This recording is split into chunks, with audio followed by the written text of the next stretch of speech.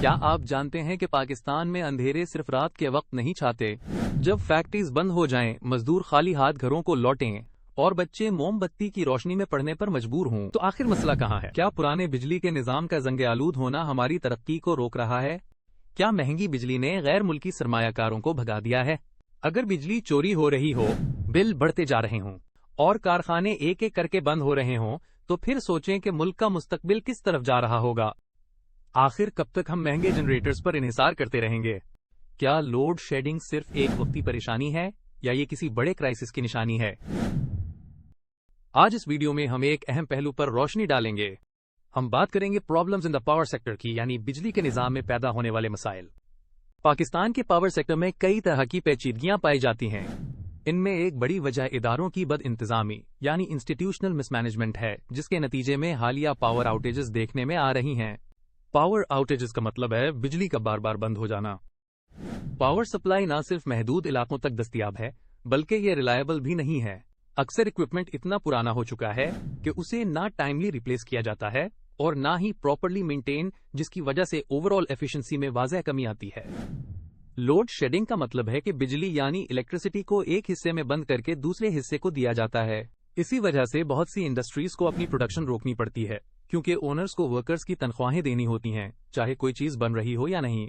کبھی کبھی اگر ویجز میں کمی کی جاتی ہے تو لیبر دوسری امپلائمنٹ اپرچونٹیز کی تلاش میں نکل جاتے ہیں۔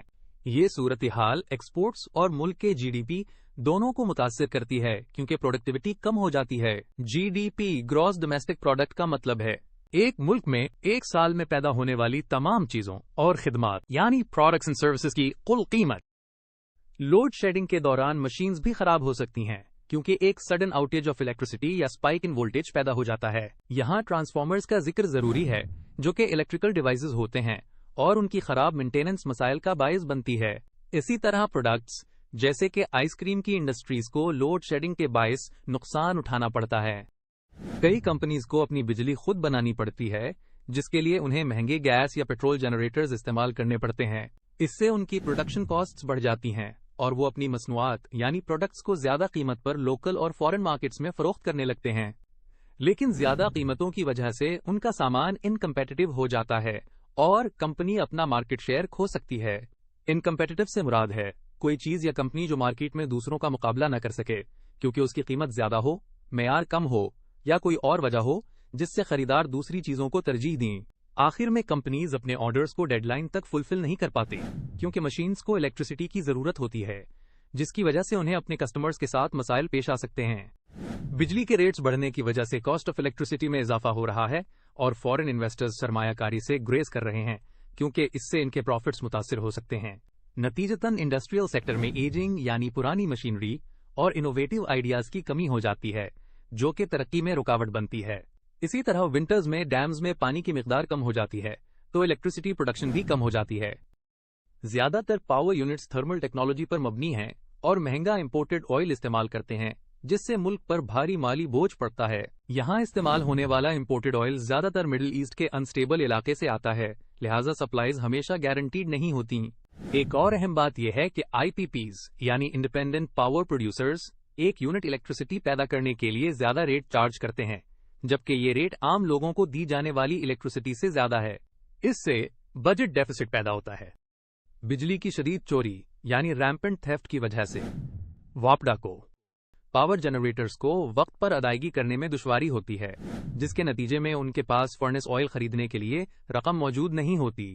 واپڈا خود بھی لاس اٹھاتا ہے، کیونکہ اس کے اخراجات اسٹیٹ ٹریجری سے پورے کیے جاتے ہیں۔ اسی وجہ سے ریاست یعنی اسٹیٹ انڈسٹریل سیکٹر کو بہت محدود سبسڈیز دیتی ہے۔ سبسڈی کا مطلب ہے حکومت کی مالی مدد، تاکہ چیزیں سستی ہوں یا کاروبار چل سکیں۔ آپ سوچ رہے ہوں گے کہ یہ سارے اخراجات کیوں ہیں؟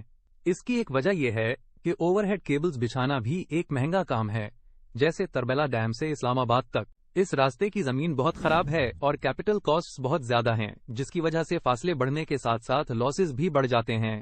مینٹیننس کاسٹس بھی بہت سگنیفیکنٹ ہو سکتی ہیں، جیسے کہ روزمرہ کی چھوٹی موٹی مرمتیں جو آخرکار بڑے خرچ میں تبدیل ہو جاتی ہیں۔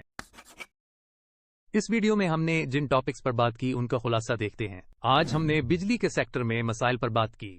پاکستان میں الیکٹریسٹی کی پرابلمز کی وجہ سے فریکوینٹ آؤٹیجز دیکھی جاتی ہیں۔ انفراسٹرکچر خراب ہے اور اکوپمنٹ پرانا ہے جس سے ایفیشنسی کم ہو جاتی ہے. لوڈ شیڈنگ کی وجہ سے انڈسٹریز کو نقصان پہنچتا ہے اور لیبر کو آلٹرنیٹ جاب کے مواقع ملتے ہیں.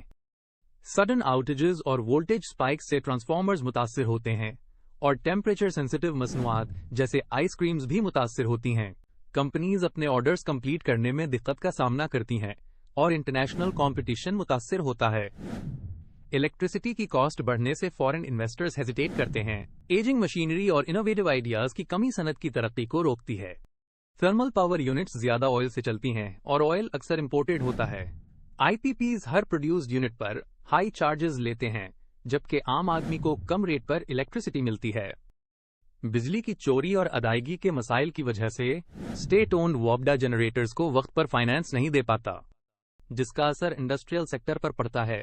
سبسڈیز کم ہو جاتی ہیں اور مینٹیننس کاسٹ بڑھ جاتی ہے. کویشچن 1. بجلی کی پاور آؤٹیجز کی ایک بڑی وجہ کیا ہے؟ Option A old equipment, option B incorrect management, option C institutional mismanagement, option D low demand. Answer option C institutional mismanagement. Question 2. Industries کو مہنگے جنریٹرز خریدنے پر کیا مجبور کرتا ہے؟